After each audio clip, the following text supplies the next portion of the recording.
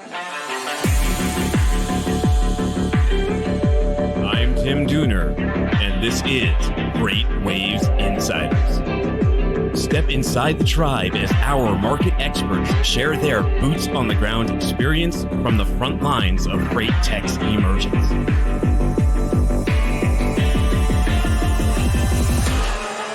Hello and welcome back to FreightWaves Insiders. I'm Dooner here with Andrew Leto from Emerge. How's founder, it going? CEO, Exciting to be here. book reader, I love books. investor. Yep. You have you have one hell of a background, but before we go back in time, let's start at the beginning. You are with Emerge. For people who don't know, what do you guys do? So Emerge is a my third company in the space. My first is GlobalTranz, which is a typical old school brokerage, but we have it's about a $2 billion company now. It's there's 2,000 people working there. They do LTL, truckload. They're doing acquisitions now. So I started that out of my bedroom when I was 22 years old. Wow. And then built that to about a 700 million run rate, and then I left because I'm a startup guy. I'm not a big company CEO. There's a different skill set there. And when you're dealing with lawyers and investors more than you're dealing with the technology and the products and that's where I was like, okay, that's someone else should be doing that. So I gave that CEO position up. But also, I saw that there was a bigger play in our industry, which with technology and taking something to a new level, and that's what I did with my second company was 104.com, and there was only two visibility players when I started, it was us and Four Kites. And so when I wanted to build a marketplace for trucking. I always thought that it was crazy when I was at GlobalTranz that you'd be walking around the sales floor and it wasn't just GlobalTranz. There's how many big brokers are there? How many big truckload brokers are there? There's hundreds. There's thousands. It's crazy how big this industry is, and everybody's calling the same trucking companies and matching the same shippers. And I was like, wow, there's got to be a better way to do this. Yeah. So I started 10-4 with the idea that you should be able to connect carriers in a more digital way versus calling, negotiating the rate on the phone, calling the carrier and tracking the carrier on the phone. And that's what I built 10-4 for. And when I started taking that product to shippers, I built this marketplace with visibility. And I went to a couple of big shippers, and they told me right when they saw this thing, and they said, hey, we don't really like the marketplace is not interesting to us. What's interesting to us is that you have what's that truck on the map? We like that. There's a truck moving on a map. I'm like, that's what you care about? Yeah. Okay, knowing where things are, right? Yeah. So I was like, all right. So my team decided to pivot, and we became a visibility player, which wasn't my passion. My passion was I always wanted to build a marketplace for trucking. And so we went with that. Out of curiosity, why? Why did the marketplace interest you so much more than the visibility play? Because to me, the matching is the hardest part. It's the most expensive part. It's what companies, if you're a shipper, you're paying more to connect, and plus it's a data issue. There's everything's so siloed, and no one knows. There's always, I'll tell you this: if you show me a truck that's moving on the road and that's picking up at a shipper, I'll show you 5 trucks. If you have the data, that would have been a better truck, maybe, and even better for that trucking company, maybe less deadhead miles, and maybe less. It's inefficient because everybody's siloed. Everybody's got their own TMSs. Everybody's procuring their freight on different portals, and that's what I knew that was the big problem. Not where's my shipper, but that's a big thing. I mean, I think tracking is important. Yeah, it's just that was my passion. My passion was in the market. And building a more efficient matching engine. Well, I got to imagine, too, when you start something and this is your main idea and then someone kind of wants the secondary thing, you have to pivot. You're like, wait, hold on a sec. I wanted to build the marketplace. Yes. And, I had a big problem with my everybody was, but here the problem at the time was that people we're talking to were more interested in just, hey, we want to take all of our trucks. We're at a really big shipper at the time. They said, we'd rather just use that map thing. And could you take all of our ELDs and all our trucks and throw them on these maps so we could see where they're at and we could then put, then we could know if something's late, and when it arrives, when it picks up, we could put geofences. So if it's within 5 miles from delivering, we could alert people, and that's what they really wanted. So we had to, at that time, visibility wasn't around either. So they saw I had 2 products really. I had a marketplace and a visibility product. They wanted the visibility product, so 10-4 became a visibility product. I got out of it right away. I sold out within 2 years to Trimble. and now they're running with it, which is there's a play for visibility. It's a pretty good exit too, right? It was a few $100 million that it sold to Trimble, if I'm not mistaken. I think it was about around 40. 40 million? Yeah. Okay. Which is still pretty. Still pretty good. But I probably put 20 or 30 million, about 25 into it. So yeah, it wasn't but that's to me, because again, it wasn't my passion. It wasn't, even though if I would have been my passion, it would have been a pretty, I would have ran with it myself instead of selling it. Yeah. But I'm glad I stand there, and they're doing, now they're competing with, the 4Kites and the P44s, and there's a big market for that. But that's what led me to Emerge. And I started the marketplace at Emerge, and which is not a visibility product. We use visibility. We connect to the visibility players now. And but now I'm going to shippers with my product, which is Emerge, which is a procurement system. It's how trying to get everybody on the same portal to buy their trucks. And this way they could, to make a more efficient market when, if everybody's on the same system buying the freight, they can then trade and they could put their dedicated backhauls on it. They could put their private fleets on it. Shippers could trade capacity with each other, which they're not doing currently on anything. When they're doing their bids, most shippers do their bids. They're not connecting to other. They're not saying, okay, well, if I'm going to run a lane from Chicago to LA, show me all the empty other trucks. Maybe there's a dedicated truck that I could use. Maybe there's something else. Maybe there's another carrier that I'm not bringing to this bid that this would be a better backhaul for. And that's what we're bringing. We want to bring a more efficient procurement. No pun intended, but the marketplace seems a little bit more receptive to the marketplace now that you're trying to put it out there. You've done 2 rounds of funding, correct? Yep, 2 rounds. So our first year, we're on our 4th year. This first year we just built the product. Second year we had our first revenue year. We did $2 million. Last year we did 30, and this year we're on pace to we should do 100 million. So we're on that kind of growth trajectory. There's $1 billion of freight running through our platform at this point, though. So when I say that, remember we let the shippers trade with all their partners. We bring in their digital brokers. We make better route guides for them. So we believe that the route guides are broken in most TMSs. We're not trying to replace the shipper's TMS. Yeah. We're trying to sit above it. No one wants to replace their TMS, so we want to partner with TMSs. We want to make the routing more efficient. We want to bring in the digital brokers. We want to partner with them. We just want the shipper to have the best options when they're tendering their loads, and to the right carrier. We also want to be able to bring in these private and dedicated fleets, all the excess capacity. 30% of the time, if you show me a dedicated or private truck on the road, a company truck, it's empty. And that's think about all the waste and miles there. But it's like finding a needle in a haystack. If everybody's doing their bids siloed and by the way, most shippers are doing their bids on spreadsheets and email. If they're doing their bids on spreadsheets and email, they're not seeing all this capacity.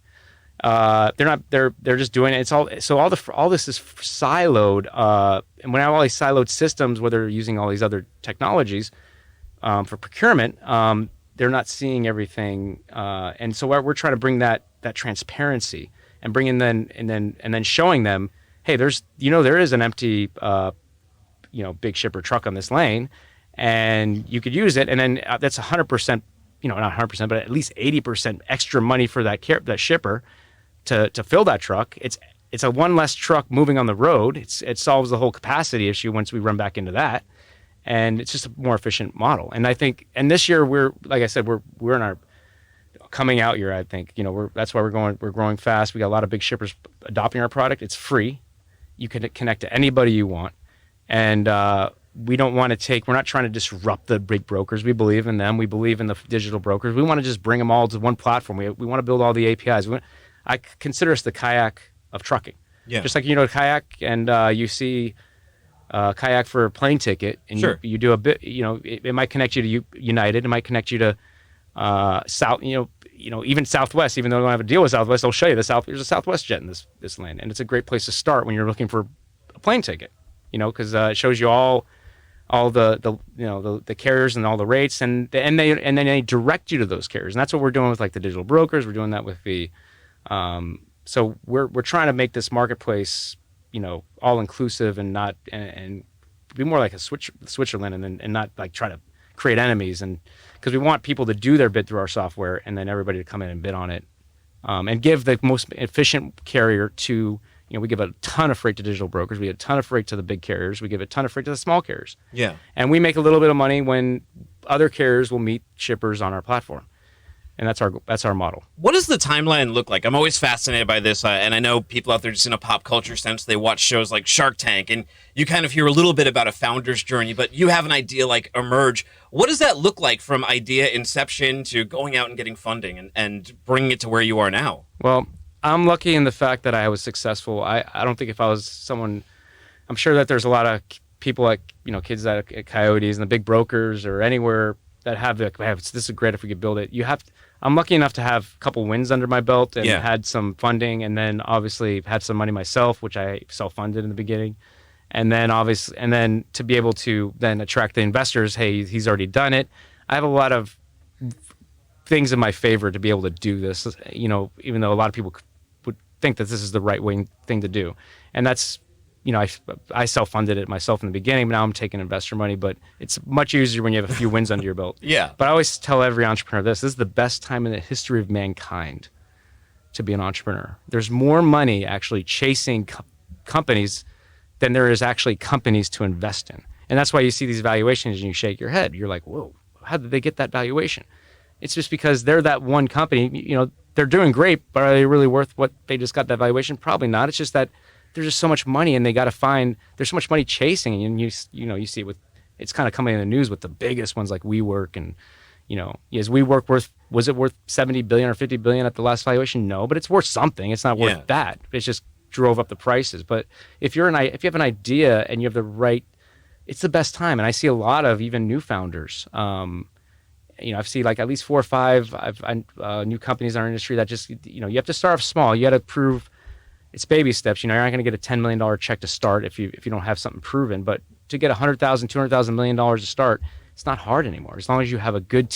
Remember, I think it's all about team too, vision, team, and then it's the easiest time in the history to get funding. I didn't get funding for the first 7 years of GlobalTranz. Yeah. It took me to get to $100 million in sales to get anybody interested in 2010.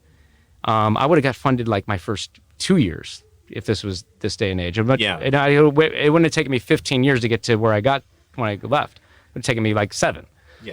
So I think it's the best time in the history to be an entrepreneur. Let's take a trip back in time really quick. Because before we started recording, we touched on something here.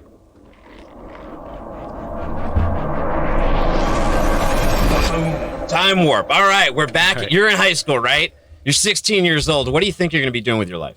Oh, I was a student that didn't. I was an underachiever. Yeah, big time. My parents were in academics. They didn't push me into that.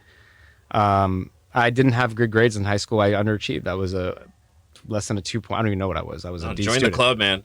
I was a D student. I get out of college. I didn't even go to college. I get out of high school. I barely graduate. The only reason I graduated high school was because the Navy. I joined the Navy. Yeah. And the Navy got me into these night classes with a bunch of pregnant girls. It was me and a bunch of pregnant girls trying to get my credits just to graduate high school. I finally graduate high school, and I go to the Navy, and I do 5 years or 4 years. No, 5 years in the Navy. Sonar tech. How did you end up the sonar tech with the bad grades? Well, I did good on the. Okay, I had bad grades, but I did good on the test to get into the Navy. So I could have been anything I wanted. Like I said, I was just underachiever. Yeah. And so I got a great ASVAB score. I could have been anything I wanted. I chose Sonar Tech because that sounded cool. It does sound cool. The movie Hunt for Red October. Is it cool? No, it's nothing like. Well, it was. I would never regret doing the Navy, but being a Sonar Tech wasn't like you see in the movies. I probably did 1% of my time in the Navy was being like what you see cool, like listening for blips and looking at that screen. The rest of the time is not. I mean, you're painting, you're doing a grunt. I was an enlisted man. Yeah. And when you're an enlisted man, you're the grunt. I mean, you're saying sir to everybody. You're the lowest in the totem pole. You're everybody. It's the F-bomb. You're a sailor. Right? Everybody's cussing at you, and that was my first 2 years in the Navy. That's everybody's first 2 years of enlisted. It's not the funnest time. You kind of regret what you did. Yeah. As a matter of fact, I probably regretted the whole time I was there. But then I got out, and I look back. I'm like, it's the best thing that ever happened to me. I needed that. I needed the discipline. I needed I needed that structure. And also it helped me build my companies and seeing how military is structured. Like for instance, on the ship, the captain is the CEO in a sense, and the executive officer is like the president, and the executive officer on the ship is usually the real jerk. He's like the guy that's putting everybody down, and then the captain everybody loves. He's the figurehead. But it's kind of funny how it works because at some point he was the XO and he used to be the jerk and put everybody down. So it's like, but that's what you should have in a company, right? You should have love for your CEO, and it should be that kind of figurehead and not someone that, the CEO of a big company shouldn't be walking around putting people down. What is going on here? Oh yeah. If anything, that's what I learned. And so I learned really a lot from the Navy about how to structure companies. When I became CEO of GlobalTranz, I was that same way. I try to act like, hey, everybody, I'm the CEO. But if I saw something wrong, I'd tell my president, and I'd say, hey, go take care of that problem I saw. But I'd still be the guy that was everybody hopefully was behind. And so that's I fast forward. So I did 5 years in the Navy. Now I look back, it was a great experience. And I tell this to anybody: if you're not going to go to college, go military. At least do one of the two. And I don't think one's better than the other. Yeah. But then I get out of the Navy in 2002, and I'm like, okay, I did 5 years Navy. I'm 22 years old. What am I going to do with my life? And I realized, well, I have no all my friends are just graduating college. They're so far ahead of me. Yeah. And it's not like job offers were going left and right to me. So you think you're so old when you're like 24 and 25 too? Like I look back on it too, and I'm like, I haven't done this by like the time I'm 25, and then now like I'm 40, and I'm like, what? Yeah. Like what? You're only 25. Calm down, right, listeners. If you're only 25, just calm down. You got a lot of time. Yes, I agree. I wish could go back to that. Even with all my success, I'd love to be 22 again. But you read a life-changing book, right? Was that around this time? Yes. So I tell this to everybody I meet because I want them to know that I don't consider what I did lucky. I mean, I never had a lucky day ever. I always say I never had a day where I was like, oh my God, this happened. It's like, this is my luck. I started, so when I got out of the Navy, I remember hearing about this book in the Navy, and this person that I met on the ship once came to the ship with this attitude I never saw, and a changed attitude I never saw before in my life. And he said to me, and he was like considered like the big dirtbag on the ship. Everybody put him down, and he comes to the ship with this weird change one day, and he says to me, and everybody, I asked a question. I'm always curious. I'm curious about everything, and I had to know why this guy like. And a flip of the switch changed. And, he started spouting, and everybody's laughing at him. He's going to be a billionaire. I'm going to be a billionaire. I'm going to be a billionaire. And I'm like, okay, you're in the Navy. How are you going to be a billionaire? Yeah. And he goes, so what I'm going to do, and I finally got it. He wouldn't tell me. And he finally says, I just read this book, Think and Grow Rich. Think and Grow Rich. Okay. And I didn't know anything about it. I forgot about it. And, but I just remember this change he had, and I never seen such a night and day flip of a switch. So I get out of the Navy, and I'm struggling, and I'm on unemployment from the Navy, and my dad's works. He's a mom and pop freight broker, freight agent. Working for himself, not making much. Yeah, so he's not a rich guy. No. And so he couldn't help me out. So I was like and then I start thinking to myself, what am I going to do with my life? I could do 4 years of college. I'm going to be 27, and then I still have to. I'm not even going to college first. I got to go to community college to start. Oh my God. Yeah. And I started doing that for a couple months. I was like, this is going to be forever. Before I even what am I get out of college to make $50,000 a year, $40,000? I mean, yeah, with loans and everything, you're in your 30s already. All my friends are already doing that. Yeah. So I'm like, I got to speed shit up. So I remember it was like desperation. I remember I was like, I had no money. I was living in my parents' I was still living in my parents' house at 23. I was like, oh my God, I'm going to be 30 years old living in my parents' house. And then I remember that day, I was like, let me read this book. Yeah. Just, why not? I got nothing else to do. So I read it, and so let me tell you about this. So this is, thank God, I wouldn't be sitting here if it wasn't for a man named Andrew Carnegie. I wouldn't be sitting here talking to you about my story. And Andrew Carnegie was the second richest man in the world 100 years ago. Okay. It was Rockefeller and Andrew Carnegie. And Andrew Carnegie Andrew Carnegie, thank God he had this thought. If he didn't have this thought, I wouldn't be sitting here with you. He said to himself, why am I the second richest man in the world I moved here when I was 6 years old, and as an immigrant from Scotland, like no privilege whatsoever. I mean, no one liked the Scottish when they came over. And why am I now the second richest man in the world? I want you not to write how I did it. And he found the hottest young writer at the time. You know, writers don't make that much money. Yeah. He said, I'm going to hire you for the next 20 years. 20, wow. You're going to follow me. You're going to follow. And by the way, not only are you going to know me, you're going to know Rockefeller. You're going to know JP Morgan. You're going to know all my friends, all the rich titans of the Industrial Revolution. And I want you to write how we think, not about how we did it. I want this to be a timeless work. And by the way, when I say my favorite book is Think and Grow Rich, it's the worst name. It's like, it sounds like a get rich quick scheme. Yeah. But in hindsight, because this is a 100-year-old book, right? It's a 100-year-old book. And as a matter of fact, it's funny when I listen to Tony Robbins, Gary Vee, all these guys that are online now spouting all this, it's all rehashes, in my opinion, of Think and Grow Rich. And there's a book written like 7-10 years ago. It was almost like it was called The Secret. It was actually a perfect rehash, but with new age kind of to it. But that was all just Think and Grow Rich. If you listen, matter of fact, if you listen, and I read it, so back to I'm 22, I read this book. I'm like, oh, I read it again. I read it one more time. And I'm like, holy, and I literally became that guy on the ship. I was like, I'm going to be a billionaire. Yeah. And I said to myself, wow, it's really going to happen. I didn't even know how it was going to happen. Have you ever Googled him, by the way? Like the guy that used to be on the ship that said he was going to be a billionaire? Yeah. Is he? Yeah. So unfortunately, now he actually committed suicide. Oh, okay. So here's the thing. It's not like going to save your life. He was but he had a lot of problems, this guy. I mean, that's why he was,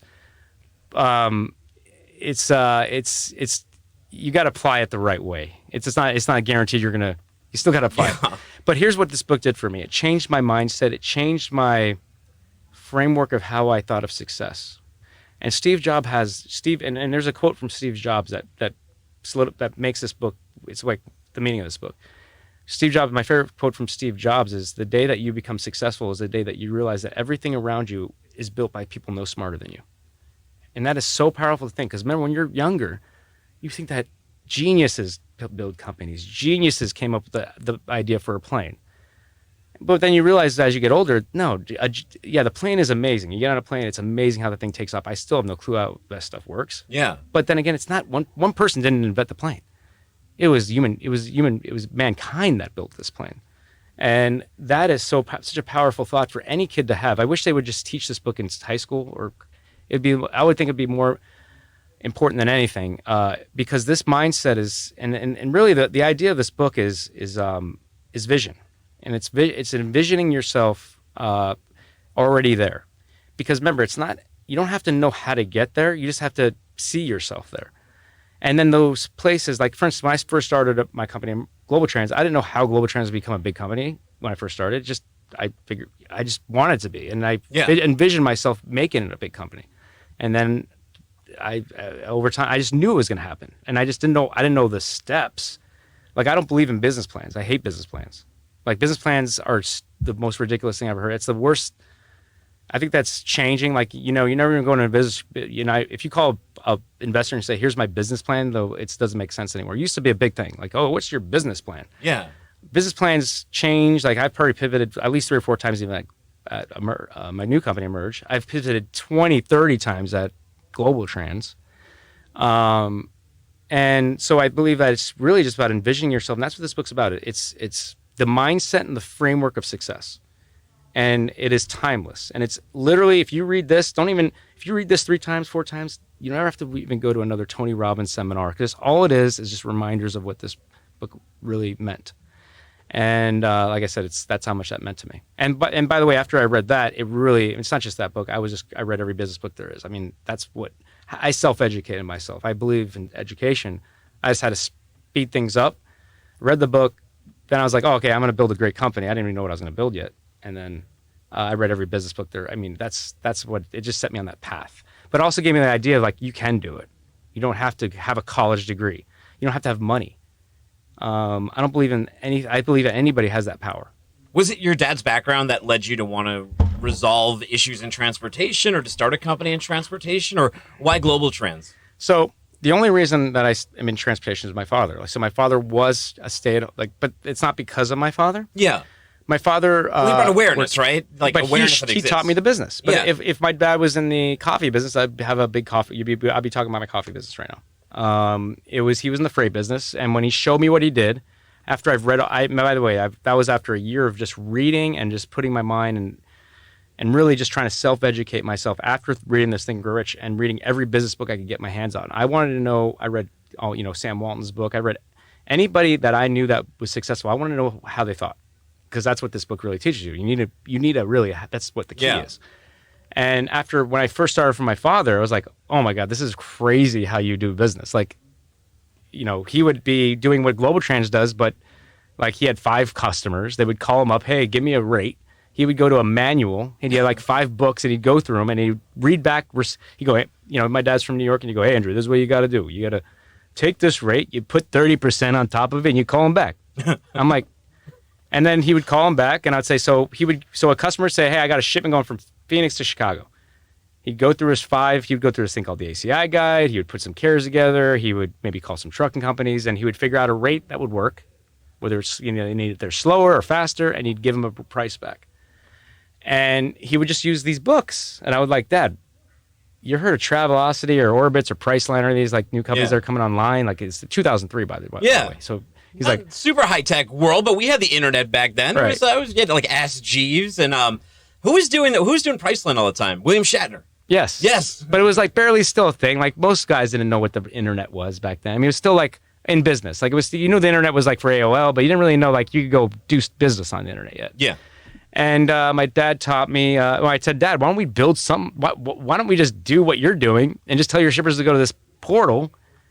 Instead of calling you, you just put the 30% or whatever you want to put on top of it and just spit back these rates through a portal like they do.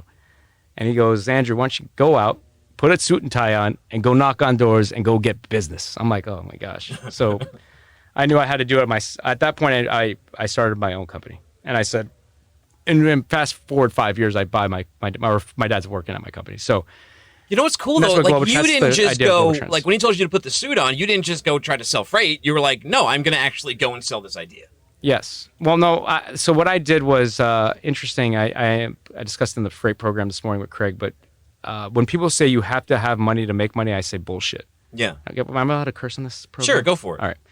And I'm passionate about that because I hate that. I hate when people say you need to have it. And here's how I did it. And this is how I made GlobalTranz. So GlobalTranz, everybody, if you're in the freight industry, have heard of GlobalTranz. It was built on a $1,000 unemployment check. And this is how I did it. You just got to be savvy. And the savviness that I had at that point was I knew the model. And you still got to know what you're doing. And the model was like, I remember my dad had credit with trucking companies. So they would give him credit. Like he would pay them in 30, 40 days and call back. So I knew when I left my dad, I was like, okay, I could probably go to some of these carriers and get some credit. I got one to finally give me some credit. Actually, it's kind of a funny story. One of the carriers that gave me credit was Craig's father's company, which back then they used to do, it was called Express Global. Okay. Which was a Forward Air competitor. So which was perfect for what I was about to do. So what I did was, I remember one time when I was working for my dad, someone from eBay called me and said, hey, I'm shipping this ATV on eBay, and I don't know how to do it. And we just saw your number in the yellow pages. We're in Phoenix. I sold it in this thing called eBay, and they're asking me to ship it. I called UPS and FedEx. They don't do it. Remember, UPS and FedEx at that time didn't have LTL, truckload. Yeah. So I don't know what to do. They said, call a freight company. So I went to Yellow Pages. I called it. My dad had a Yellow Pages, and they called me. And I was like, okay. So I told them, hey, what you should do, the best way to do it is to take that ATV down to a terminal, because you don't want to pay the liftgate residential cost, and then have your customer pick it up at the terminal. Hell no, you don't. And they said, wow. And I gave them a rate. I put 30% on top of it. I gave them the rate, and they're like, wow, that's the best rate I found. That's amazing. Let's do it. So I thought to myself when I left that, as this is how you started coming with no money. And by the way, if it was this time, maybe I could have done it. But in this day and age, there's no reason why. That's the worst thing you could ever hear is you need money to make money. It speeds things up. Yeah. But this is how I did it. So I got one carrier to give me credit, which was hard to do, by the way. I had to get that. I went to 10 different carriers to get that. One carrier finally gave me credit, meaning here, I'll give you $50,000 of credit, whatever they gave me. And here's your paper, here's your rates. I knew there were decent enough rates to go sell. I went on eBay and I in-mailed everybody on eBay at that time that was shipping anything over 150 pounds. So I'd look at it, I'd go through eBay and I'd say, okay, that's a snowblower, that's a freight. Oh, that's a pallet of overstock goods, that's freight. Oh, that's freight. Oh, furniture, crated freight. And I'd email them, say, hey, when you sell that, you're going to need to ship that. Here's my phone number, call me. Did that for 2 weeks. After 2 weeks, I started getting 20, 30, 40 phone calls a day from shippers. Hey, I just sold that. Anybody ready? Can you give me those freight rates? And I explained to them, I said, listen, you don't want to have a truck come pick this up. Go bring it. You have a pickup truck, bring it to the terminal, have your customer pick up at the terminal. And then I explained to them how to do that. And I was able to make 40, 50, I made even more than 30. I put 50%. So if they charge trucking companies $200, I charge $200. So it was like $400. And the shippers were willing to pay me. So the greatest part is they got paid through PayPal. They were willing to pay me through PayPal right away because prepay, right? It's they got prepaid. Why not prepay me? No 30, 60, 90 there, right? So after 2 months, so I started GlobalTranz out of my bedroom with $0. After 2 months, I had $400,000 in my bank account because that's what I did my first 2 months of business, $400,000. Obviously, I owed the carriers about $200,000 to that.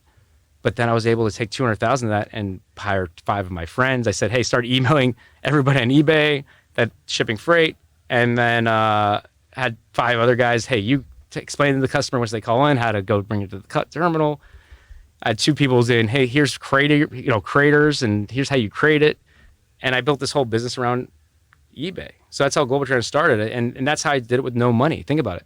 So after 2 months, the truck company called me, hey, you owe me X amount of money, but I was already in business, and I paid them what I paid the carrier, and that's history, and that's how I started GlobalTranz with $0. So, I don't even say I started. I mean, with $1,000. I mean, I didn't have money to make this into a company, and that's what I love to tell that, because you should always think of ways to build business, and there's ways to do it. Yeah, and that's how GlobalTranz started.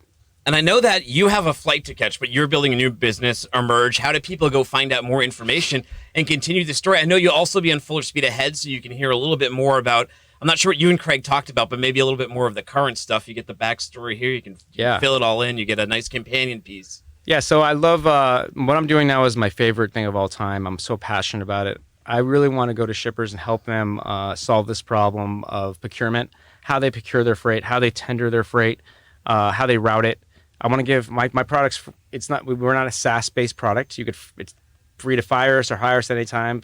My idea is to get as many shippers as I can on this product, because I feel like if every shipper was on the same same way, if they're buying all their trucks from the same place, or all their freight from the same place, they could then it's going to be much more efficient market for everybody and all the players in it, because it's network effect. Anytime a shipper comes in, they bring in their carrier network, and another shipper brings in their carrier network, and then they could trade with each other, and it makes more of an efficient market. And I'm so passionate about this. I'm really getting a lot of shippers to finally buy into this idea of, hey, this does make sense, and bring in your carriers to the mix, and then being able to then get the benefit of other shippers bringing their carriers in the mix, which then helps you procure better, buy better. Also, how you tender. We have all the digital freight brokers. We want to tie in those guys. So when you're building your route guides, you know how to place spot versus contract. And then if spot's better, plug in the digital brokers. We just want to provide the best freight rate, and the best freight. It's not the rate. It's really just, if it's a better freight rate, that means it's a better, more efficient truck. It's a closer truck. It's a less deadhead. It's a more efficient way to do it. I believe that if we could pull this off, it's a very green company too. I think there's so much waste, and I have 5 carriers in my stable, so I only use those 5 carriers, but there's 50 carriers delivering that market every day that might have been maybe deadheading less to get to that location that they're picking up at. But I'm not trying to, I just want to build this system that shippers really buy into, and it's free. And we don't charge for our technology. That's not our goal. Efficiency, fast. I love it. Where do people go to learn more about about your? So Emerge, our system's www.emergemarket.com. Emergemarket.com. There you guys hear it right here. Yeah, and obviously I'd love to talk to any shippers or any digital brokers or any carriers that want to do this with us. And we want to help, and we don't want to. I'm not trying to. When people say who you disrupting, I'm not trying to disrupt anybody. I'm trying to make it a better place, better, easier experience for everybody to transact. I'm glad you said that. I hate that marketing term disruptor, especially in supply chain. I've worked in supply chain for 16 years now. We don't want disruption in supply chain. Disruption's not a good term. No. I don't know. Like, you can always tell someone's an outsider if they want to disrupt stuff. Right. And shippers have loyalty to their carriers and their brokers. They've gone through like bad times and good times with them, and they don't want to hurt them. I just want to make it, like I said, I don't want to disrupt anything. I want to just give the shipper the ability to have a way to procure them better and to actually see what's out in the market and to see what we're actually going to be a big customer of FreightWaves with the Sonar product. We want to show them the benchmark rates, so they can predict better where their, what their freight spend's going to be in this lane for next year, which a lot of the shippers really would like. And I think you guys have a great product for that here. So that's what we're trying to do and we're trying to have the digital brokers, meeting with them this week and a lot of them this week. We want to, anybody that gets digitalized, any carrier, any broker, we want to add them to this, build, have the APIs and build that all in there. We're even talking to the